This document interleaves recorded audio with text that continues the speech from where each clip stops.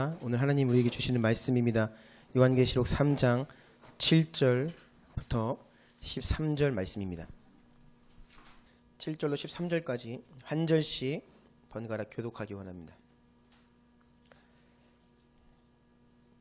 제가 먼저 7절 읽습니다.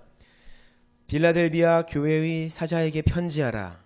거룩하고 진실하사 다윗의 열쇠를 가지신 이 곧 열면 닫을 사람이 없고 닫으면 열 사람이 없는 그가 이르시되 볼지어다 내가 내 앞에 열린 문을 두었을 때 문이 닫을 사람이 없으리라.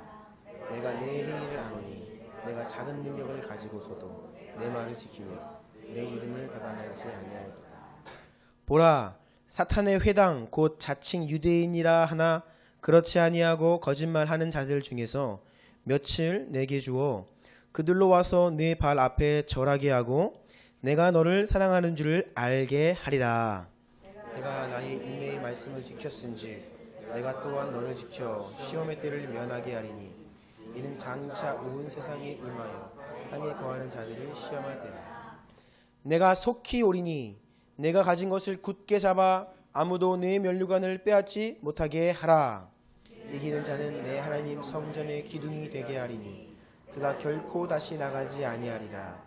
내가 하나님의 이름과 하나님의 성 곧 하늘에서 내 하나님께로부터 내려오는 새 예루살렘의 이름과 나의 새 이름을 그 위에 기록하리라. 함께 읽습니다.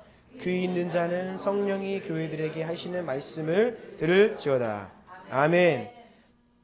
2015년 첫 주일입니다. 보통 새해에는 새해 복 많이 받으세요 라고 인사를 하지만 사실 여러분 그 복 무슨 복을 말하는지 잘 생각하고 그 복 비셔야 됩니다. 어떤 복이 정말 진정한 복인지를 우리는 잘 알고 그런 인사를 해야 되죠. 가장 큰 복은 우리 예수님을 아는 것이고요. 예수님을 알면 예수님을 사랑할 수 있게 됩니다. 이것이 가장 큰 복입니다. 믿습니까? 그럼 우리 이렇게 인사합시다.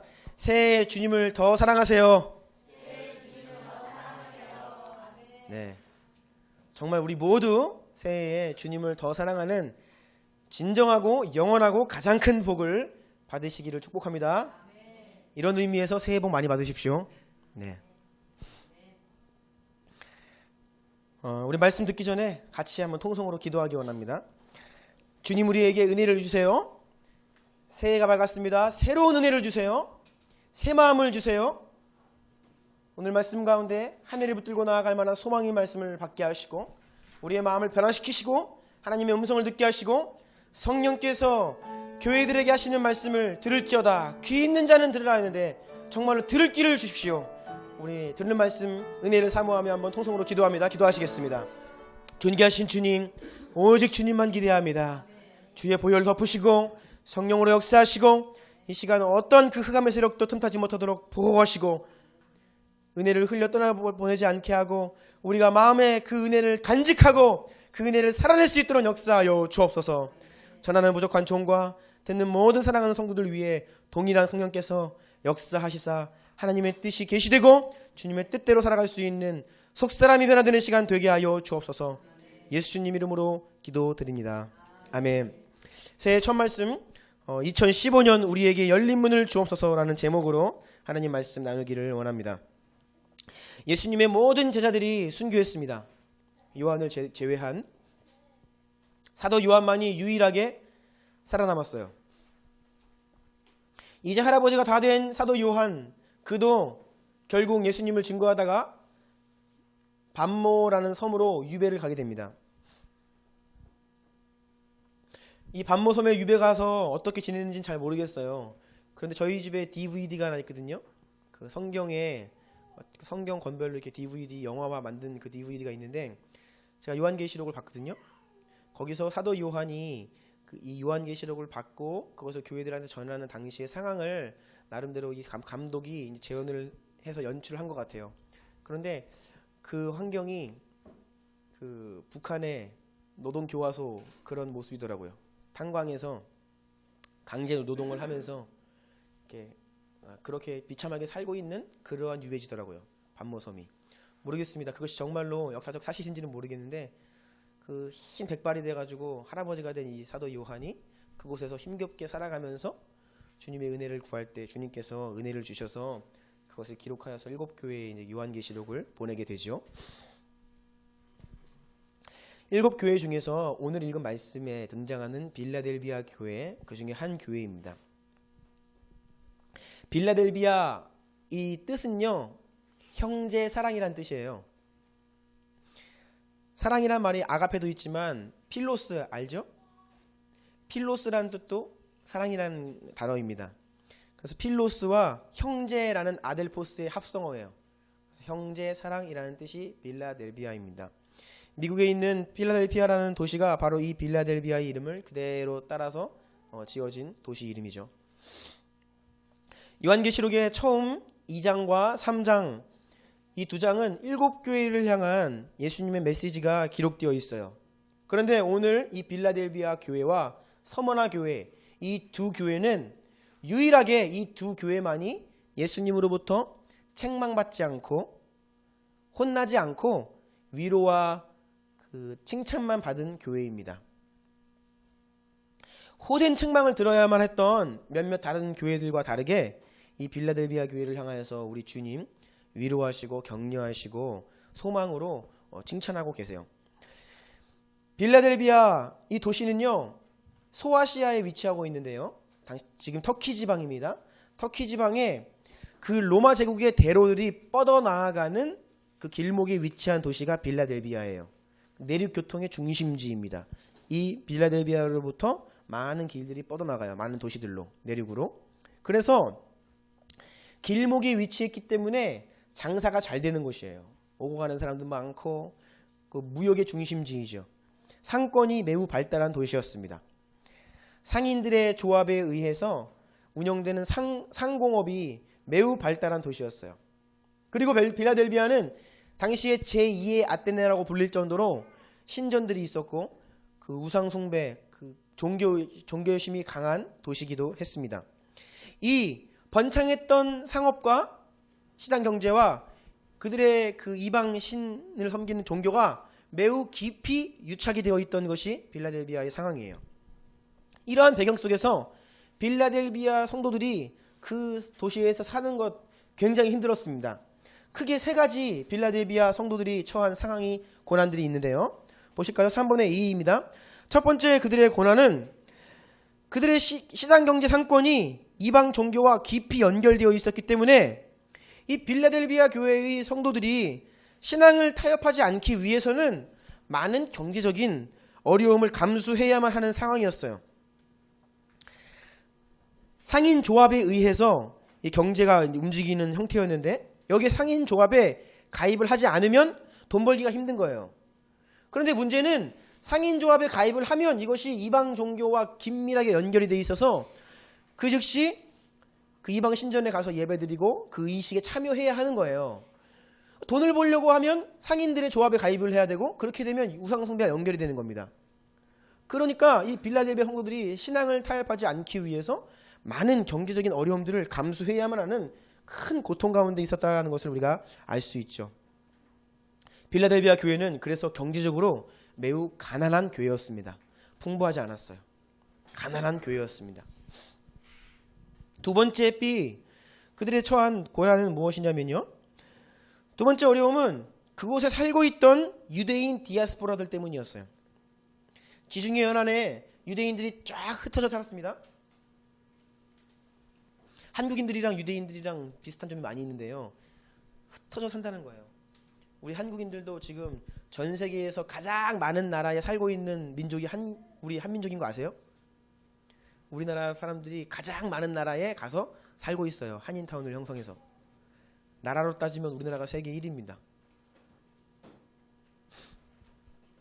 유대인들도 그 디아스포라들이 많이 있었어요.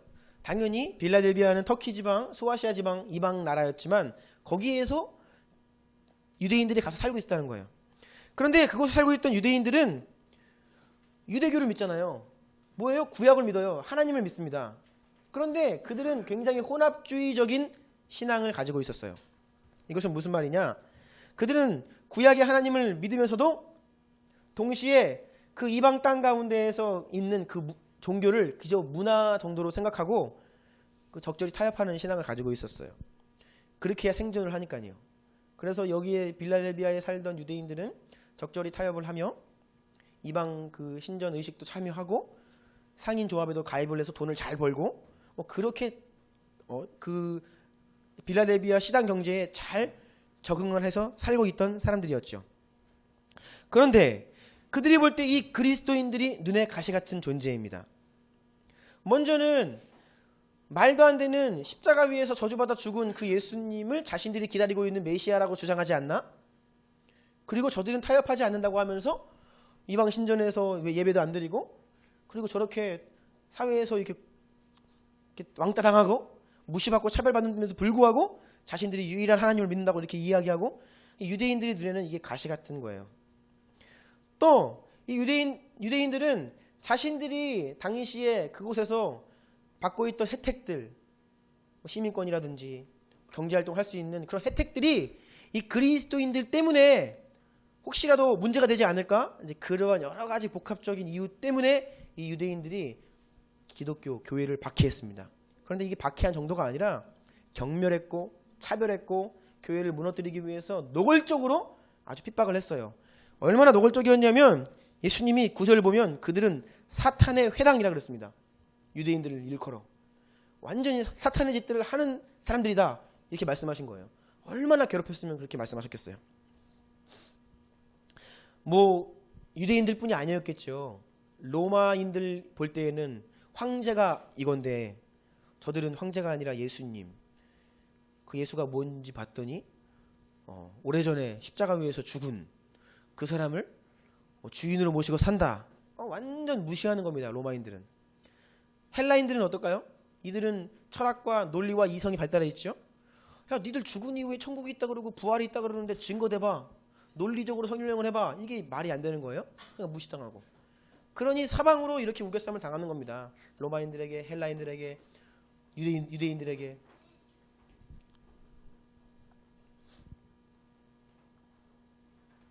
인내가 필요했겠죠.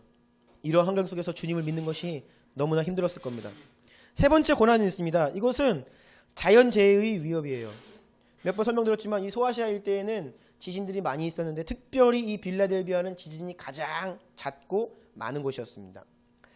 고대 역사가들에 의하면 이 빌라델비아를 지진이 가득한 도시다라고 이야기해요. 지진이 좀 나는 게 아니라 가득한 도시다. 매우 지진이 자주 발생하기 때문에 강진이 한번 발생하면 여진이 계속해서 발생한다고 해요. 그래서 이 빌라델비아 도시에 사는 사람들은 지진이 올 징조가 좀 조짐이 보이면 짐을 싸가지고 도시 밖으로 피신하는 겁니다. 건물 속에 있거나 도시 안에 있으면 피해를 당하니까 성 밖으로 피신을 해서 좀 임시적으로 살다가 지진의 징후가 다 사라지면 다시 돌아오고 나가고 돌아오고 하는 이런 임시적인 삶을, 굉장히 불안정한 스트레스 받는 삶을 살고 있었다는 거예요. 자기 집이 없어가지고 2년마다 한 번씩 이사를 해야 한다. 그것도 스트레스인데 이 사람들을 자기 집에 살면서도 지진 때문에 왔다 갔다를 계속했어야 돼요. 짐을 싸고 꾸리고 다시 돌아오고. 그러니 여러분 생각해 보세요. 빌라델비아 성도들이 처했던 이 삼중고, 사방으로 우겨싸움을 당했습니다. 경제적으로도, 사회에서 직장생활도 힘들어요. 그리고 주변에 있는 이웃들한테 무시당하고 차별당하고 핍박당해요. 거기에다가 안 그래도 힘든데 지진이 자꾸 발생하니까 짐 싸고 나갔다 오는 이런 불안정한 삶을 살아요. 그러니 이 빌라델비아 성도들이 굉장히 힘든 고난의 삶을 살고 있었다고 하는 것이죠. 이들을 향하여서 예수님께서 격려하십니다. 위로하십니다. 오히려 그들을 칭찬하세요. 서머나 교회 앞에 나오거든요. 서머나 교회도 한번 여러분 살펴보세요. 서머나 교회와 함께 유일하게 칭찬만 드는 교회라고 했죠. 지난해 말에 우리가 살펴보았던 에베소, 사대, 라오디게아 기억하십니까? 이들 교회가 어떤 교회였죠? 그들은 다양하고 멋진 사역들을 하는 화려한 교회였어요. 이단들을 단호하게 물리쳤고 빠르게 부흥한 교회로 유명했습니다. 모두가 부러워하는 소문난 교회들이었어요. 경제적으로도 부유했고 많은 축복을 받아 누리는 것처럼 보였죠. 하지만 그들은 주님께로부터 엄한 책망을 들었습니다. 서머나 교회도 주님께서 너희들의 환난과 궁핍과 그 연약함을 내가 안다. 서머나 교회도 가난한 교회였습니다. 오늘 빌라델비아 교회도 가난한 교회예요. 연약한 교회예요. 능력이 없습니다. 그런데 인간 눈에 보일 때는 보잘것없고 하찮아 보이는 이런 교회들이 주님께 칭찬을 받고, 오히려 인간 눈에 보일 때 부러움의 대상이고 유명했던 교회들이 하나님께 호된 책망을 받고 있다는 이 사실 앞에 여러분, 우리의 판단과 우리 하나님의 판단이 다르다는 것을 우리가 항상 꼭 기억을 해야 합니다. 이들 빌라델비아 교회를 향한 주님의 말씀 볼까요? 계시록 3장 8절 다 같이 읽겠습니다. 시작. 내가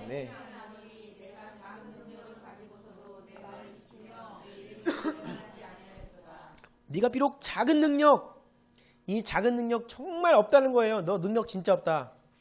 아무 능력 없다.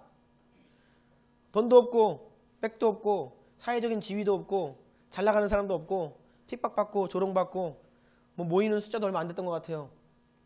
너희 정말 작은 능력이다. 하지만 그럼에도 불구하고 너희가 내 말을 지켰고 나를 배반하지 아니하였다. 칭찬하시는 겁니다. 3장 10절 보면 너희가 나의 인내의 말씀을 지켰다. 잘했다. 칭찬하시는 거예요.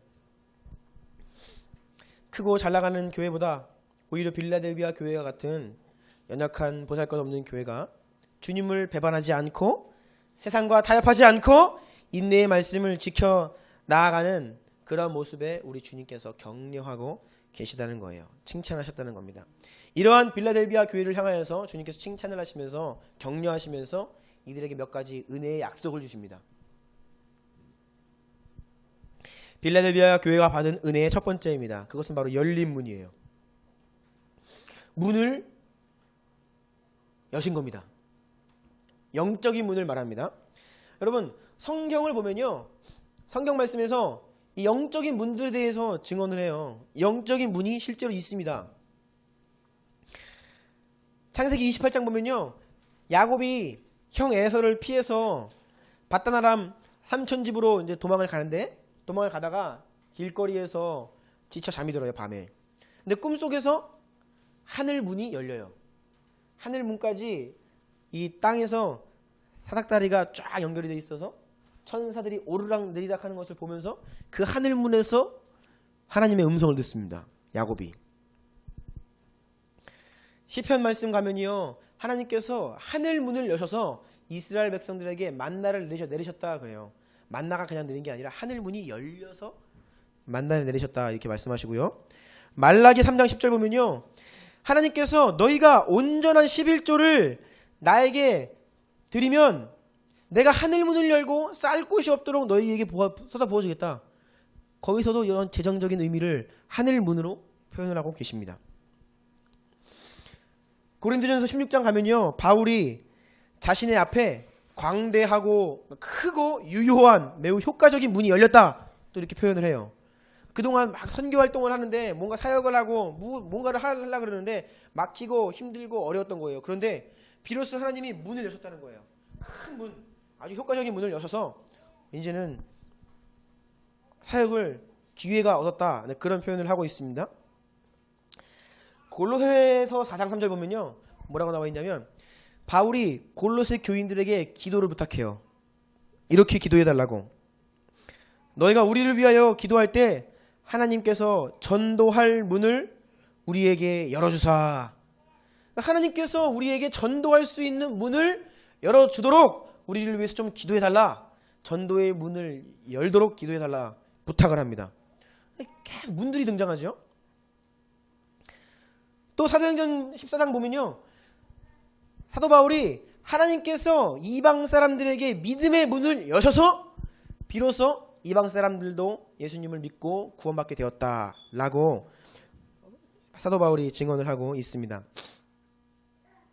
이외에도 예수님이 자신을 향하여서 양의 문이라고 말씀하시고요, 또 예수님은 좁은 문도 말씀하시고 천국 문도 등장합니다. 그 밖에 문들이 많이 등장을 해요. 예수님께서 세례 받으실 때에 하늘 문이 열립니다. 네, 하늘이 열리고 성령이 임하시고 그 가운데에서 하늘로부터 하나님의 음성이 들려지죠. 여기에도 이제 하늘이 열린다는 표현이 나와요.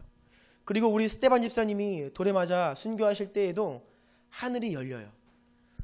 하늘이 열리고 그 하나님의 보좌 우편에 예수님이 서 계신 것을 스테반이 보게 됩니다. 하늘의 문이 이렇게 열린 거예요. 성경은 분명하게 우리에게 증언합니다. 문들에 대해서. 영원한 하늘의 문들에 대해서, 그리고 영적인 문들에 대해서 증거를 하고 있어요. 여러분, 문은 두 가지 중에 하나입니다. 닫혀 있거나 열리거나. 그렇죠? 닫혀 있거나 열리거나. 닫히면 못 들어가는 겁니다. 열리면 들어가는 거예요. 영적인 의미로 보자면 여러분, 영적인 문이 닫혀 있다.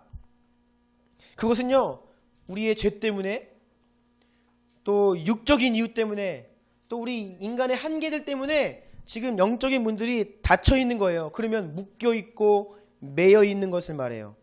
이렇게 여러분, 문이 닫혀 있고 묶여 있고 매여 있으면 아무리 발버둥 쳐도 열매가 없습니다. 진전이 없어요. 가로막혀 있는 겁니다.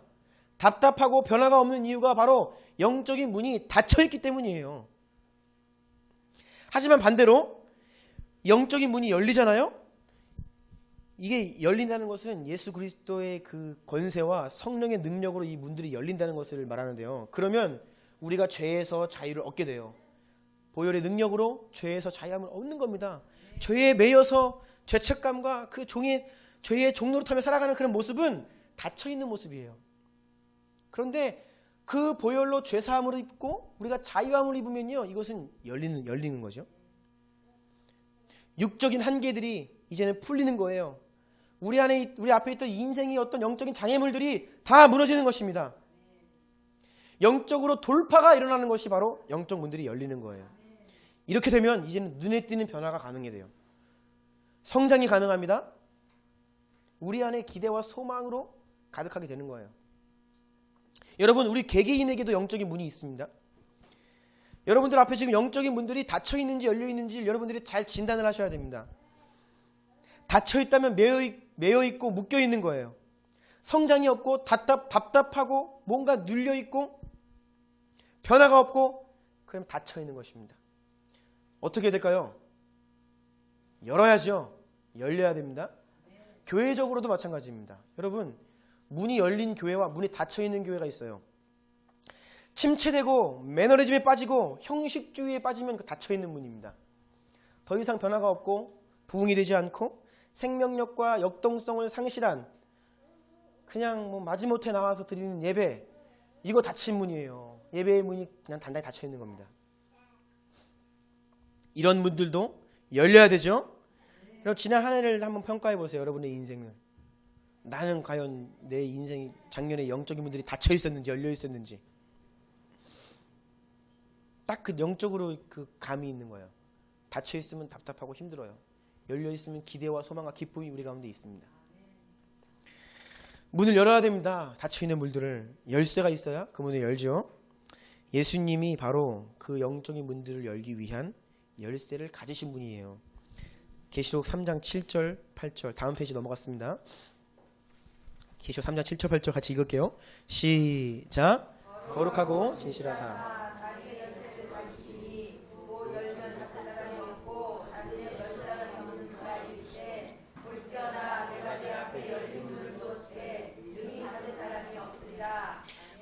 다윗의 열쇠를 가졌다는 거예요. 다윗의 열쇠를 가지신 분이 예수님이십니다. 이제 예수님께서 이 열쇠를 가지고 문을 여시면 아무도 그 문을 닫을 수가 없어요. 예수님께서 그래서 빌라델비아 교인들에게 내가 이제 너희 앞에 열린 문을 두었다 말씀하시는 거예요. 빌라델비아 교회 성도들이 이 편지를 받아봤을 때에 얼마나 큰 위로와 소망이 되었을까요? 그들이 경제적으로, 사회적으로, 육신적으로 그렇게 힘들고 고통 가운데 인내하고 거의 버티기 신앙이었습니다. 그런 그들에게 주님께서 너희 앞에 내가 열린 문을 두었다. 아무도 그 문을 닫을 사람 없다 라고 약속을 주시는 겁니다. 지금까지는 사방으로 우겨싸움을 당하고 너희가 힘들었을지는 모르지만 이제는 열린 문을 줄 터이니 너희가 이제는 변화하리라 말씀 주시는 겁니다. 주님께서 이 열쇠를 가지고 계시는데 그 열쇠를 우리 주님은 본인만 가지고 계신 것이 아니라 여러분들에게도, 이 교회 위에도 주신다고 약속하셨어요. 마태복음 16장 19절 같이 읽어볼까요? 시작. 내가 천국 열쇠를 내게 주리니 내가 땅에서 무엇이든지 매면 하늘에서도 매일 것이요 내가 땅에서 무엇이든지 풀면 하늘에서도 풀리리라 하고. 아멘. 이 말씀이 어떤 맥락에서 나오는 말씀인지 아실 겁니다. 베드로가 예수님께 고백했어요. 주는 그리스도십니다. 살아계신 하나님의 아들이십니다. 라고 고백을 하자 예수님께서 그러한 베드로에게 내가 천국 열쇠를 너에게 주겠다 주신 말씀입니다. 여러분, 우리의 믿음의 고백에 그래서 능력이 있는 겁니다. 그래서 우리가 이거 신앙 고백 그냥 제대로 해야 돼요. 아시겠죠? 제가 오늘 2015년 첫날이라서 제가 한마디 한 겁니다. 알겠죠? 우리 신앙 고백할 때 이거 정말 이 고백이 능력이 있는 거예요. 여기에 마음과 우리의 전심이 담겨서 우리 주 예수 그리스도 하나님의 아들이십니다. 나의 구원자, 나의 유일한 소망이시고 그 예수의 이름 앞에 능력이 있습니다 라고 하는 그 믿음의 고백에 권세가 있는 거예요. 그 고백 위에 천국 열쇠를 주신다고요, 주님께서. 알겠죠? 묻고 푸는 권세가 예수 그리스도의 이름 안에 있다는 사실을 꼭 믿으시기를 축복합니다. 신앙의 원리는 간단합니다. 우리가 성경을 왜 읽죠? 진리를 알고 진리를 믿으면 그 진리를 선포하며 살아가는 거예요. 그래서 여러분, 약속의 말씀이 있으면 된 줄로 선포하십시오. 올해에 제가 여러분들 그 제출하신 올해의 말씀들 보니까 참 기대가 되는 말씀들이 많이 있어요. 매일매일 성경 쓰면서 그냥 선포하십시오. 오늘이 며칠이죠? 1월 4일인데 4일 동안, 오늘 주일이니까 못했을 수 있고 어제 끝까지 3일 동안 성경 쓰기 했다 한번 손 들어보세요. 네, 그래요. 시작이 좋습니다. 네, 시작이 좋습니다. 축복합니다. 그 작심 3일 때문에 무너진 분들도 다시 일어서십시오. 알겠죠? 여러분, 신앙은 후퇴하면 안 돼요. 제가 그 국제시장이라는 영화를 봤습니다. 6.25를 배경으로 하잖아요. 그 이유를. 우리나라가 6.25와 전쟁을 할 때에 여러분 그 방어선이라는 게 있어요. 처음에 6월 25일 새벽에 북한이 쳐들어옵니다. 그러면 방어선을 서울은 안 뺏기겠다. 딱 그 위에 진치는 겁니다. 그런데 버티다가 서울이 함락되잖아요. 그러면 포기합니까? 아니요. 그러면 그 아래 수원에 딱 진치는 거예요. 거기 먹히면 다시 대전에 치는 겁니다. 그렇게 해서 계속해서 방어선을 다시 구축하고 다시 구축해서 어떻게 해요? 마지막에 다시 치고 올라가죠. 이걸 꼭 기억하셔야 돼요. 제가 이렇게 보면 신앙생활하는 분들 가운데 한 번 뚫리면 다 포기해버립니다. 자, 새벽기도를 결단했어요. 예를 들어서 2015년 새벽기도 하겠다. 잘 하시다가 한 번 못했어요. 에이, 말아버려. 그러면서 끝내버리는 분들이 계세요. 그러면 안 된다는 것입니다. 찔리는 분이 계시는 것 같아요. 네, 여러분, 한 번 무너지잖아요. 그러면 그 자리에서 방어선을 다시 구축을 해야 돼요. 그래서 다시 회복을 해야 됩니다. 알겠죠? 3일 못하신 분들 다시 오늘부터 시작하십시오. 현서야, 알겠지? 성경 쓰기 잘하면서. 그래서 그 성경 쓰기를 제가 시키는 이유는 여러분들이 그 약속의 말씀을 붙들고 아침마다 한번 쓰면서 고백하라는 거예요. 믿음으로 선포하라고요. 알겠죠? 선포에 능력이 있습니다. 매일매일 아침마다 그 말씀 가지고 쓰고 기도하면서 하루를 시작해 보세요. 올해에 문들이 열립니다. 네, 아멘이죠. 그래서 이 빌라델비아 교회에 하나님께서 열린 문을 주셨다. 영적인 문들이 우리 가운데도 열려야 돼요. 자, 빌라델비아 교회가 받은 은혜 두 번째입니다. 주님께서 빌라델비아 교회를 사랑하신다는 그 증거와 약속들을 주시는데 이것이 바로 은혜예요. 첫 번째 증거는 무엇이냐면 주님이 빌라델비아 교회를 사랑하십니다. 너희 너무 잘하고 있어. 아마 빌라델비아 교회 성도들이 많이 힘들었을 거예요. 왜냐하면 너무나 힘들고 사방으로 우겨싸움을 당하고 가난하고 핍박이 있고 하니까 과연 우리가 하나님 앞에서 잘하고 있는 것 맞나? 그런 하나님을 의심하고 또 때로는 정말 하나님이 우리와 함께 하시는 것 맞아? 이러한 회의적인 마음도 들 수 있어요. 그래서 하나님께서는 그들에게 위로하시면서 아니다.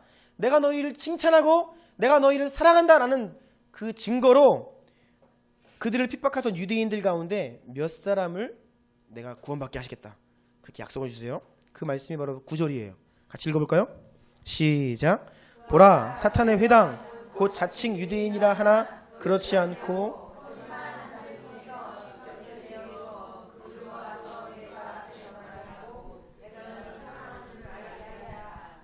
수많은 구원이 아니었어요.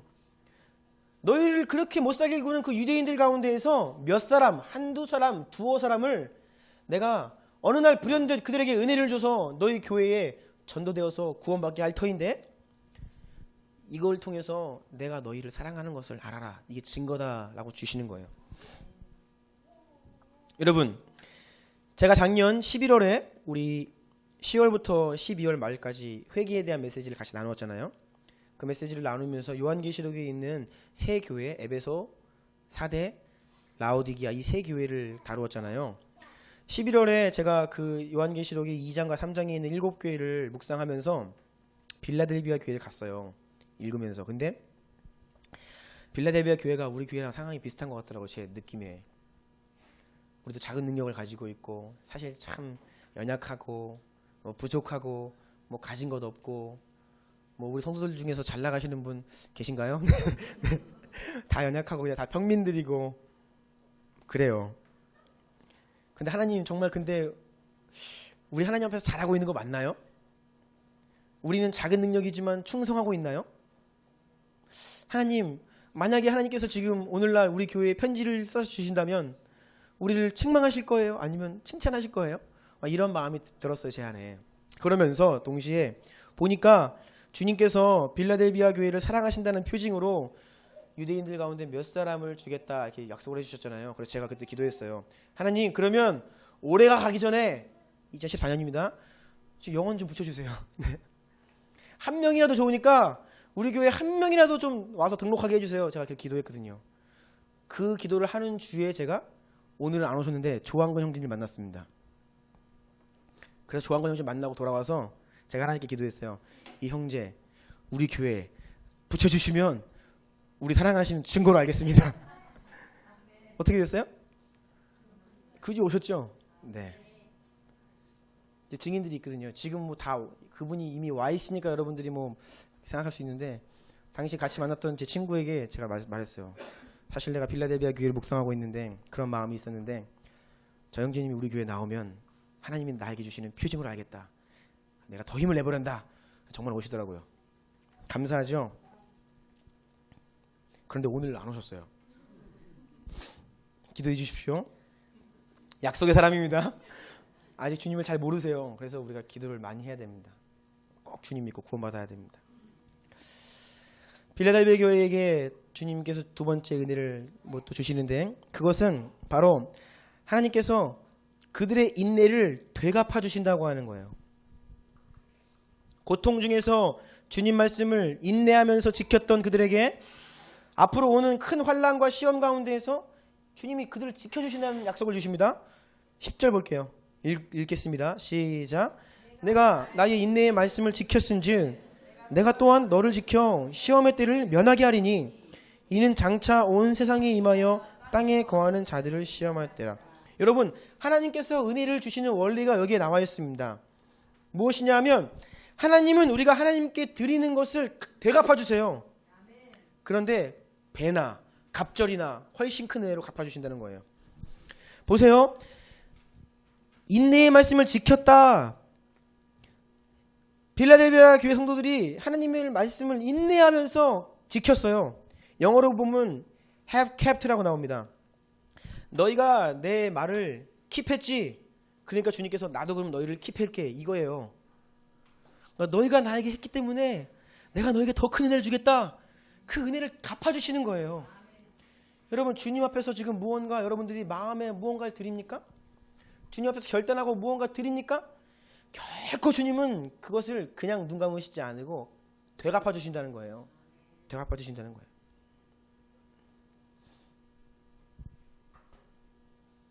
은혜의 원리예요.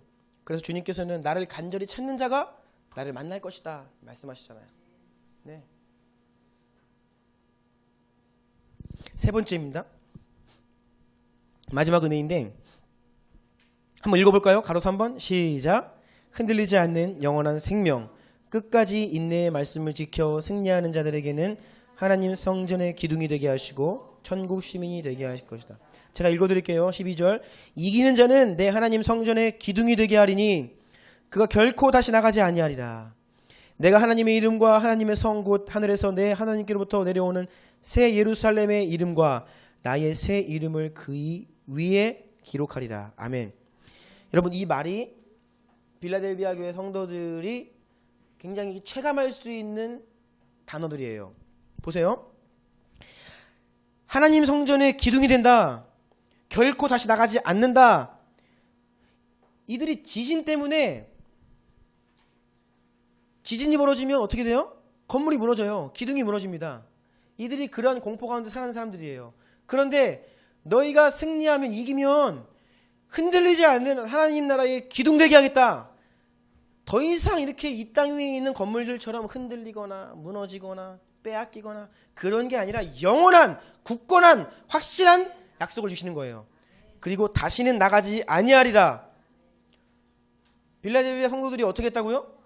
지진 때문에 보따리 싸서 성 밖으로 나갔다가 들어왔다가 떠났다가 다시 돌아왔다가 이 생활을 반복했다고요.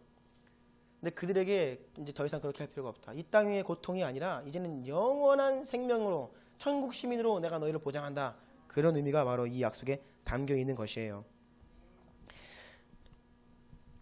여러분, 시편 23편 아시죠? 1절이 뭐죠? 여호와는 나의 목자시니 내게 부족함이 없으리로다. 이 고백은요 정말 귀한 고백입니다. 그런데 이런 고백을 할 수 있기 위해서는요, 여러분 그 23편 이전의 22편을 보세요.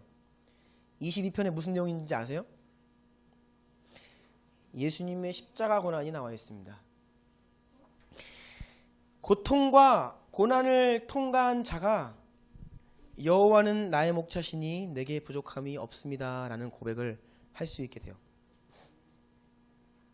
고통 가운데에서도 빌라델비아 교인처럼 주님을 바라보며 인내하며 그 말씀을 지키는 자가 비로소 여호와는 나의 목자시니 내게 부족함이 없으리로다 라는 고백을 할 수 있다는 것입니다.